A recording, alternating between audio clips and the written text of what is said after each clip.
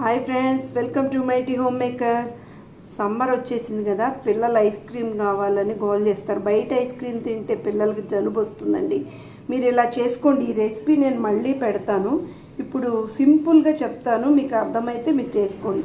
ఏం లేదండి, ఒక 1/2 లీటర్ పాలు తీసుకొని అందులో ఒక 10 బాదం పప్పు 10 జీడిపప్పుని నానబెట్టేసి వాటిని మిక్సీ పట్టండి. కొంచెం పాలేసి మిక్సీ పెట్టామనుకోండి, ఆ పేస్ట్ లాగా వస్తుంది కదా. ఆ పేస్ట్లోని కొంచెం కార్న్ఫ్లవర్ వేసి మరుగుతున్న పాలలో ఈ పేస్ట్ని వేసి ఎవరి టేస్ట్కి తగ్గట్టు వాళ్ళు షుగర్ వేసుకోండి. షుగర్ వేసుకున్న తర్వాత దాన్ని కొంచెం దగ్గరికి వచ్చిన తర్వాత మీ దగ్గర కనుక మిల్క్ మేడ్ వేసుకుంటే ఇంకా బయట ఎలా టేస్ట్ ఉంటుందో సేమ్ అదే టేస్ట్ వస్తుంది.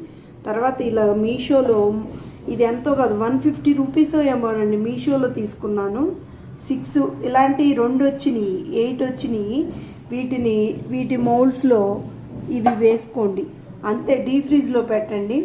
నేను డీప్ ఫ్రిడ్జ్లో అయిన తర్వాత మళ్ళీ వీడియో చేస్తాను. అవి ఎలా ఉన్నాయో కూడా ఒకసారి చూపిస్తాను.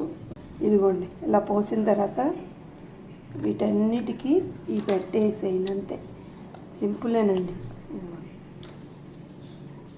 ఒకసారి వాడుకున్న తర్వాత మళ్ళీ కడిగేసుకొని ఎండబెట్టుకొని లోపల తుడిచేసి మళ్ళీ ఇవి యాజ్ టీజ్గా వాడేసుకోవచ్చు. మన డీప్ ఫ్రిడ్జ్లో పెడితే ఇప్పుడు మార్నింగ్ కదండి, ఈవినింగ్ కల్లా మనకి కుల్ఫీ తయారవుతుంది. అది ఎలా ఉందో ఈవినింగ్ వీడియోలో మళ్ళీ చెప్తా. మీకు అర్థమైందా? ఒకసారి ట్రై చేయండి. ఎలా వచ్చిందో కామెంట్ రూపంలో తెలియజేయండి. నేను ఈ వీడియోని మళ్ళీ చేసి పెడతాను. ఇదేనండి, సేమ్ బాదం మిల్కే. ఈ బాదం మిల్క్లో గోందు కటియా నానబెట్టుకొని వేసుకుంటే ఈ ఎండాకాలం బాడీ చల్లగా ఉంటుంది.